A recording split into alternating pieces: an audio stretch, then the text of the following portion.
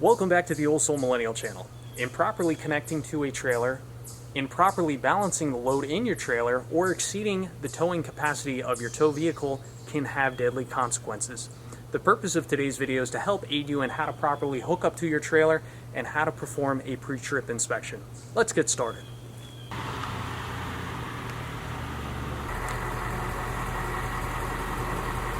We have to determine how much weight we can safely put in our trailer.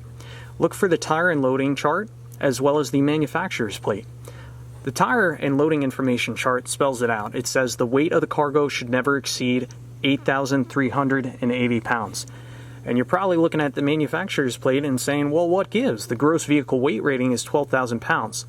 Well, that is the maximum weight that this trailer can weigh combined with the weight of its contents. So if we wanted to figure out the unladen weight of this trailer, the empty weight of this trailer, we would take this 12,000 pound number, the gross vehicle weight rating, and subtract the maximum cargo capacity, 8,380 pounds, and that would tell us the empty weight of this trailer is 3,620 pounds. Again, the maximum capacity, 8,380 pounds of cargo. Now we need to determine how much weight our tow vehicle can safely tow. Sometimes you go in the owner's manual, go under towing, and it will clearly spell out how much weight your vehicle can safely tow. Other times, it's not that simple. There's many things that get calculated into the truck's towing capacity. The package, the engine, the transmission, two-wheel drive or four-wheel drive, cab size, box size, the list goes on. For my truck, it's not clearly spelled out in the owner's manual. However, if your vehicle has a factory installed tow hitch, oftentimes there will be a sticker or decal on the back that notes how much your vehicle can safely tow on that hitch. Additionally, if you can't find anything in your owner's manual or on the hitch, you can go online and oftentimes the manufacturer will have a chart and you can select the appropriate options and come to the determination as to how much your vehicle can safely tow.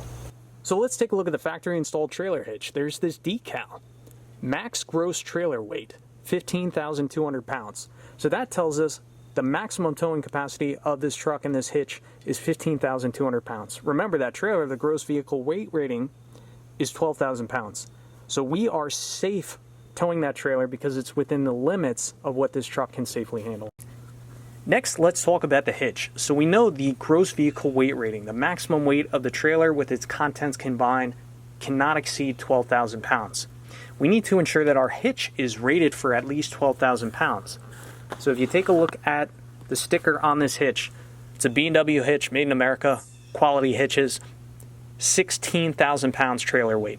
So that is the maximum weight that this hitch can safely handle, and it also specifies the ton weight. So this is over-engineered for our application, and that's what you want. So if you're buying a hitch for your vehicle, understand that there are different size receivers. They go from 1.25 inches, 2 inches, very common.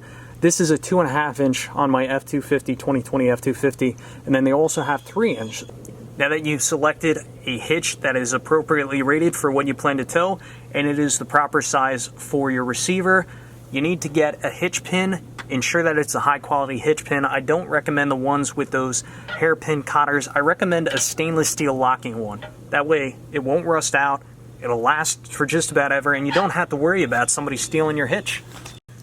Next, let's take a look at the trailer receiver. There's two critically important pieces of information stamped into this receiver that we need to pay attention to. One is the weight rating. In this case, this is rated for up to 14,000 pounds. And the second piece of information is the ball diameter that this receiver is designed to receive.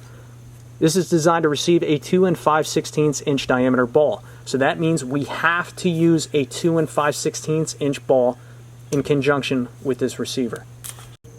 Now let's take a look at the ball I have installed on my hitch. So again, that receiver calls for a 2 5/16 inch ball. Looking at the top of this ball, this is a 2 5/16 ball.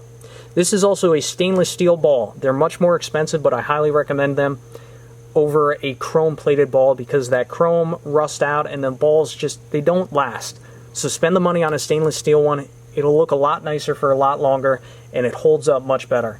Additionally, looking at the top of this ball is rated for 15,000 pounds. Again, well over the 12,000 pound gross vehicle weight rating of our trailer. So this ball is safe to use in conjunction with our trailer. Before you tow, always check this nut on the ball, ensure that it's torqued to the manufacturer's specifications. So next we need to take a look at the locking latch on the receiver. This is such a critically important piece of information and so many people get this wrong. So how this works, this slides forward and back.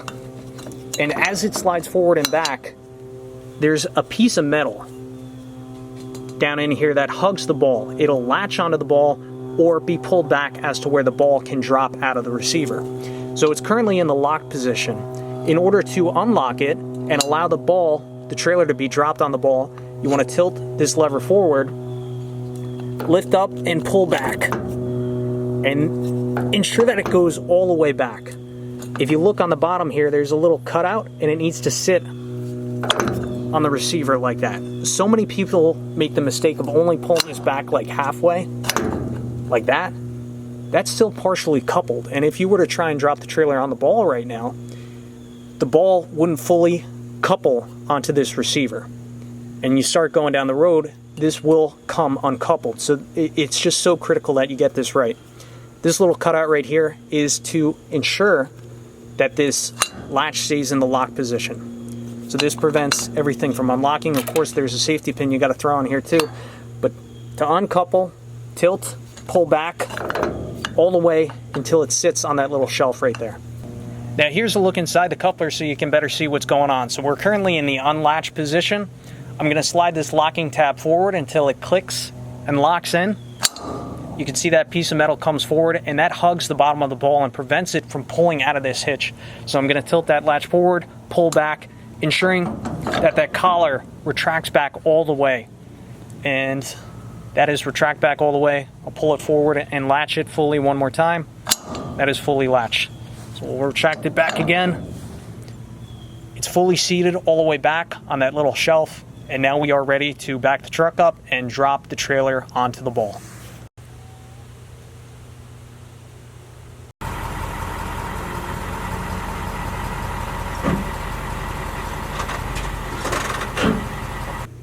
So when backing up your tow vehicle to the trailer coupler, I'd recommend your ball being a little bit ahead of the trailer coupler. Reason being, if it's ahead, you know for certain when the trailer drops down, it is fully received into the coupler. Of course, ensuring that your latch is fully retracted back. The danger of going too far back, I mean, there's a flat piece of steel back here, and if you're not paying attention, I mean, you could lower it down and your ball might not be in that hole. So we're going to lower this down together and ensure that the coupler drops fully onto the ball.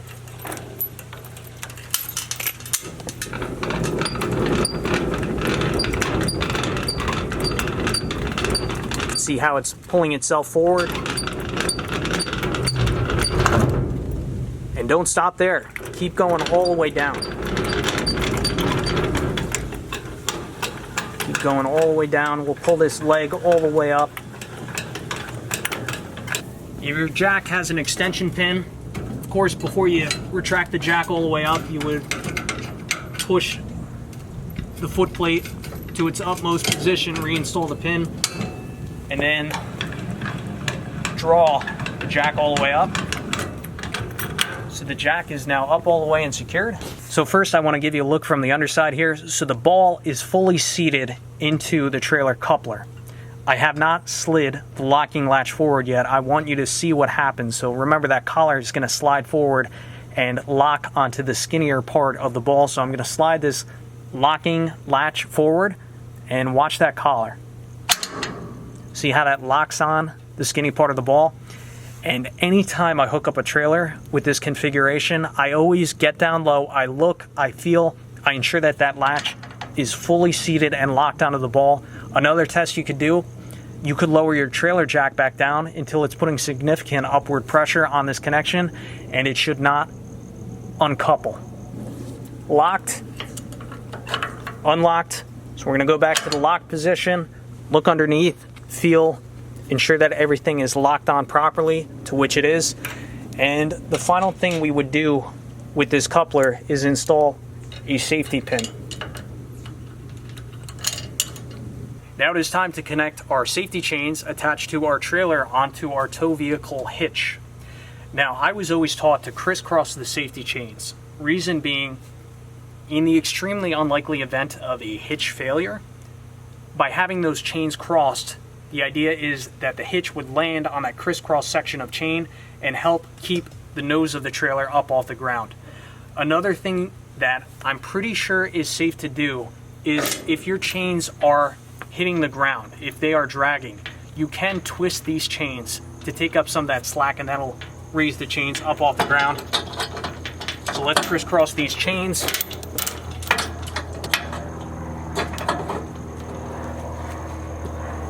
Our safety chains are crisscrossed. They're about 3 or 4 inches off the ground, so they're not dragging. Of course, ensure that your chains are not dragging because they will wear, cause sparks, and the chains will significantly weaken, if not disintegrate. Also, you want to ensure that the chains are spaced off your hitch slightly. So I like to keep this gap about even, about 3 to 4 inches on the bottom between the chains and the ground, and about 3 to 4 inches between the bottom side of the ball. Next connection we need to make is the breakaway cable connection. So this is a trailer breakaway device. If your trailer weighs under 3,000 pounds, it will not have this. If your trailer weighs over 3,000 pounds, it's required to have brakes. If your trailer weighs over 6,500 pounds, it's required to have brakes on all axles. So your trailer, if it weighs over 3,000 pounds, must have some type of self-contained battery. It may be a battery that's bolted on the frame somewhere, or if you have a hydraulic box, these breakaway devices can use the power from that large 12-volt battery used to power the hydraulic system. So how this works, say your trailer hitch fails, your safety chains fail, this cable will pull this plug out and it will close this switch. There's a switch in here, puts 2 contacts in connection with one another. And so basically what happens, 12 volts is pulled from one of those batteries, and those 12 volts are sent to the electronic trailer brakes, thus applying the trailer brakes and hopefully stopping your trailer. Now, I'm pretty sure this breakaway cable connection must be in a different location from where your trailer hitch is connected or the safety chains are connected to. So I go over this frame member right here. If this isn't correct, somebody please correct me, but that's what I do. Here's my breakaway cable connection. I have a carabiner on this channel right here to help keep this cable up off the ground. There is no way that I can touch the ground at this point. It's up out of the way and it's not going to interfere with anything. Final connection between the trailer and the truck will be the electrical connection. If your trailer weighs under 3,000 pounds, chances are it's only going to have a 4-pin plug. That just supplies power to the brake and turn lights, as well as your marker lights. Now the 7-pin plug, that's what you're going to have if your trailer has trailer brakes. There's a trailer brake supply line, 12-volt charging line, I believe a reverse 12-volt supply line if you want to throw reverse lights on your trailer. So we're going to insert this into our receiver. Ensure that this is greased up and in good condition. Look for signs of corrosion. But we just insert this, push it in, and the waterproof cover is also a lock. That will prevent this from pulling out. There's a little locking tab right there. So now that we have our trailer safely hitched up to our tow vehicle, we're ready to hit the road, right? Wrong. Very wrong. Before we hit the road, we need to complete a pre-trip inspection. And if you have a CDL license like I do, I have a Class A, you'll be very familiar with this process because it's required. For CDL license holders, before you take a commercial vehicle out on the road, you must complete a pre-trip and a post-trip inspection. But even if you have a regular driver's license, towing is very different. You got to be a lot more careful, and you need to go through a thorough pre-trip to ensure that you don't have any issues down the road. So for a pre-trip inspection, some of the things we'll be checking for, brake lights, turn signals, marker lights. Look at your tires, look for tire wear, bald spots, ensure that your tire pressure is adequate. Look for any broken welds. Are all the lug nuts on tight? Do you see any fresh rust near the lug nuts? That's a good sign that some of them may be coming loose. Double check your connection. Make sure you didn't miss any steps. Double check your safety chains. Ensure that your load is secure. Are the doors on the trailer open? Right now they are. If we didn't do a pre-trip, maybe we wouldn't have caught that. The battery charging cable is still connected to the hydraulic box. If we didn't do a pre-trip, we wouldn't have caught that. I still see wheel chocks. We probably would have drove right over them, but we need to remove those wheel chocks before we pull out. So let's kind of do a quick pre-trip. Let's go over some things. So I'm going to start at the front of the trailer. Of course, I'd start at the front of my truck, but we're mainly going to focus on the trailer here. So I have my hitch pin in. Hitch is secure. Looking at the welds are in decent shape. The ball is attached. The nut for the ball is tight. The trailer receiver doesn't have any broken welds. It appears to be in good condition. We have our trailer receiver safety latch in. Our safety chains are installed on the truck. They're not hitting the ground. Looking at the conditions of the chains are in good condition. We have our breakaway cable installed onto the truck in a separate spot from the chains. It's being held up off the ground, but can still easily be pulled out. Electrical connection, electrical wire, it's up out of the way, has some slack so we can turn the trailer safely. Jack is up all the way. Look at this, I have some camera equipment on the box. This is no good. I'd hate to lose this, so I'll put it on top of the truck. It'll be safe there, right? The box. I had an extension cord plugged in to trickle charge my battery. We got to get that up out of the way. Box latch is secure. Looking at the frame. Frame looks good. We can move on. Moving on down along the side of the trailer, I have these equipment ramps that are attached to the side of the trailer. Pin is in place. They are properly secure. We have a marker light. So when we turn the lights on, we'll ensure that this light comes on. Fender looks okay. Tires. Tires are big. Let's take a good look at the tires. Do they have adequate tread? Are they dry rotted? How do the rims look? Are there any cracks on the rims? Look at the lug nuts. Any signs of fresh rust? When is the last time you checked the torque specs on your lug nuts? Maybe you should do that. Look at the dust caps and or hubs. Is there oil or grease leaking out? Personally, I like to push on the wheel a little bit and feel for any slop in that bearing. The bearings need to be replaced or tightened up. And of course, we need to check to ensure that there's adequate tire pressure in the tires. The proper way to do that would be to remove the valve cap and use a tire pressure gauge and ensure that they're properly inflated. However, when I was trucking, you'd switch between 2 or 3 trailers a day sometimes, and you just didn't have the time to do that. That's where this device comes in. This is a wooden bat. It's called the tire thumper. And basically you go up to each tire and give it a whack. And you're listening for that sound, what you just heard. If they're flat, it'll be more of a flat, hollow sound. You won't have as much bounce back. And also, this is a good thing to keep in the cab if you're going through some sketchy areas. If you live in a state where they don't like that you are carrying something to potentially defend yourself, you can justify this because this is literally called a tire thumper. You're using it to check your tires.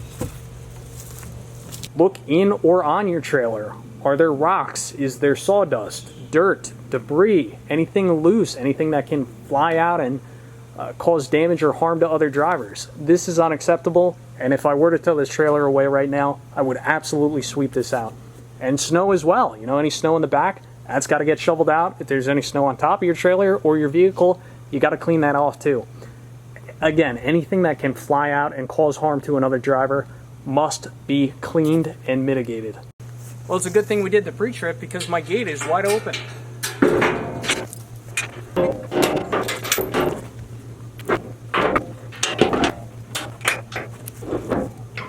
So at the very least, if you're by yourself, you can turn the lights on and put your hazards on. This way you can inspect all your ID lights, your turn signals, and rear identification lights. In order to check the brake lights, you really need a second person. But, if you see your lights coming on and flashing, that's normally a good indicator that your brake lights are fine. Alright, we're getting close. We're almost done. So, a few other things you want to pay attention to. For one, trailer level. Notice how the trailer is pretty much perfectly level. If anything, it might be a little high in the front. That's okay, because when we put our load in the trailer, we need to have a little bit of tongue weight. According to my owner's manual, it calls for about 10% tongue weight. So if we put 5,000 pounds in the back of this trailer, we want about 500 pounds of the weight of that cargo pushing down on the front of the trailer.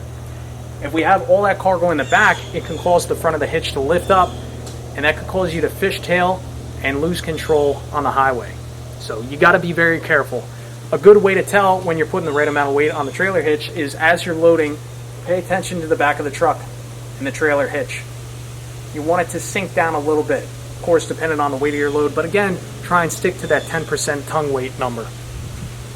The final thing I want to go over quickly is how I adjust my trailer brake controller. I'm sure there's better videos out there, but I just want to give you a quick, dirty explanation on how I do it. So let's talk about this trailer brake controller for a second.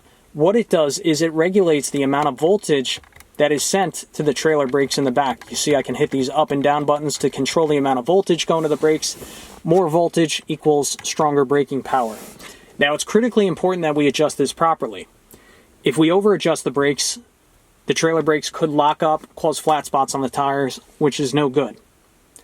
If we under adjust the brakes, they won't apply enough braking power, and therefore our tow vehicle will potentially have trouble stopping, right? Because then the tow vehicle will have to stop the weight of the vehicle itself and then whatever you're towing. So adjusting this properly is really important. So before you even adjust this, what I would recommend doing, start driving on a quiet, low traffic road straight away and go like 5 miles an hour and then pull your emergency application switch, which is either on the bottom of the brake controller or on the side. May vary for different controllers. So, just coast along at 5 miles an hour and pull this and check to see if you feel resistance. And that will tell you whether your trailer brakes are functioning properly or not. Now notice this only applies our set voltage. So if you're not feeling any braking, turn this up to whatever you need to turn it up to. So let's try 6.8, try it again. See, it's going up to like 6.7, 6.8. So you want to check to see if you're feeling resistance. And once you start feeling resistance, that's a good spot to start. From there, I would again coast at maybe 5-10 miles an hour and I would hit my truck brakes. And this is an intelligent controller, so it kind of senses how much momentum is being carried forward, and it will supply more voltage as the braking power becomes stronger. I think there's like a little pendulum type device in here, so as that swings forward, it will apply more voltage. But basically what you're trying to do, you're trying to adjust this as to where when you hit your vehicle brakes, it's stopping evenly with the trailer. Like sometimes you'll hit the brake and you'll feel the trailer brakes kick on strong and first. And if that's the case, then obviously you need to back this back down. And then if you feel like, your trailer is pushing you forward, then you need to turn up the voltage. Depending on what trailer brake controller you purchase, it may have different features. Like this is a Contact trailer brake controller. I love it. You can adjust the trailer size. Like I have it set to B2, which is like a 2-axle trailer. So, you can change it to a single axle or a tri-axle. So like a tri-axle, it's going to brake more aggressively over a single axle trailer because, you have a lot more weight. So that's kind of like my quick, dirty explanation. These are fantastic brake controllers. I think that's about it. So I'd like to conclude today's video. Thank you for watching. If you have any questions or comments, let me know in the comments section down below. As always, I will catch you on the next one.